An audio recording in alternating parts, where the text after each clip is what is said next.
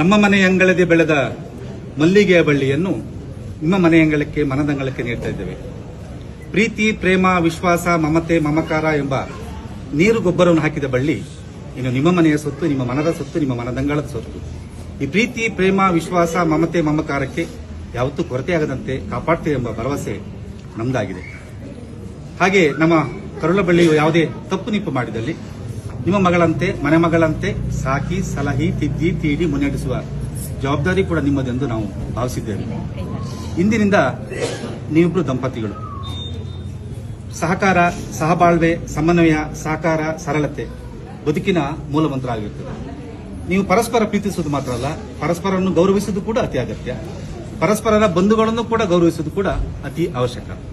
ಹಾಗಾಗಿ ಇಂದಿನ ದಂಪತಿಗಳಾಗಿ ಈ ಸಮಾಜದಲ್ಲಿ ಪರಸ್ಪರ ನೀವು ಗೌರವಿಸುವ ಮೂಲಕವಾಗಿ ಮಾದರಿಯ ದಂಪತಿಗಳಾಗಿ ಇನ್ನು ಮುಂದೆ ಸಮಾಜಕ್ಕೆ ನೀವು ಕಾಲಿಡ್ತಾ ಇದ್ದೀರಿ.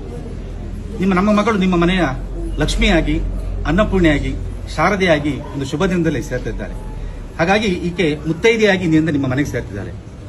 ತಾಯಂದ್ರು ಸಾಕಷ್ಟು ಜನ ಸೇರಿದ್ದೀರಿ, ತಿಳ್ಕೊಳ್ಬೇಕು ಮುತ್ತೈದೆ ಅನ್ನೋದಕ್ಕೆ ಕಾರಣ ಏನು ಅಂತ ಹೇಳಿ.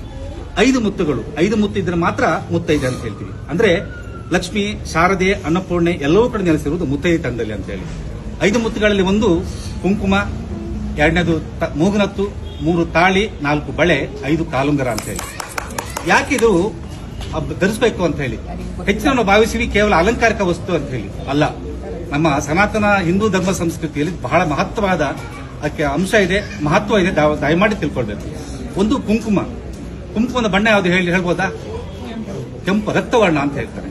ಹಿಂದೆ ಶುಂಭ ನಿಶುಂಭನೆಂಬ ರಾಕ್ಷಸರು ಜಗನ್ಮಾತೆಯನ್ನು ಕೆಣಕಿದಾಗ ಆಕೆ ಸಂಹಾರ ಮಾಡಿ ಕುಂಕುಮ ಇಟ್ಕೊಂಡ್ರು ಅಂತ ಹೇಳಿ. ಅಂದ್ರೆ ಕುಂಕುಮ ಇರೋಷ್ಟು ದಿವಸ ಯಾವುದು ದುಷ್ಟಶಕ್ತಿಯು ಕೂಡ ದಂಪತಿಗಳನ್ನ ಅಥವಾ ಸಮಾಜದಲ್ಲಿ ಅವರ ಕುಟುಂಬದವರನ್ನ ಯಾರನ್ನೂ ಕೂಡ ಯಾರು ಮುಟ್ಲಾರು, ಅದು ತಡೆಯುತ್ತೆ ಅಂತ ಹೇಳಿ ಜಗನ್ಮಾತೆ ಹೇಳಿರುವಂತಹ ಕುಂಕುಮ ಆ ಅಂಶವನ್ನು ಇಟ್ಕೊಳ್ತಾರೆ. 2ನೇದಾಗಿ ಮೂಗುನತ್ತು ಇಟ್ಕೊಳ್ಳುವ ಉದ್ದೇಶ ಅಂತ ಹೇಳಿದ್ರೆ ದೇವಿಯ ಗರ್ಭಗುಡಿಗೆ ಹೋದಾಗ ಕಾಣುವುದು ಮೂಗುನತ್ತು. ಯಾವುದೇ ಅಪದೃಷ್ಟಿ, ಕೆಟ್ಟ ದೃಷ್ಟಿ ಬಂದಾಗ ಮೂಗುನತ್ತು ಹೇಳ್ತಾನೆ, ನಾನು ತಡೆಯುತ್ತೇನೆ, ನಿಲ್ಲಿಸ್ತೇನೆ ಅಂತ ಹೇಳಿ. ಅಂದ್ರೆ ಯಾವುದೇ ಅಪದೃಷ್ಟಿ, ಕೆಟ್ಟ ದೃಷ್ಟಿ ಕೂಡ ತಾಗದಂತೆ ಮೂಗುನತ್ತು ತಡೆಯುತ್ತಂತೆ. 3ನೇದು ತಾಳಿಯ ಬಣ್ಣ ಯಾವುದು ಹೇಳ್ಬೋದಾ?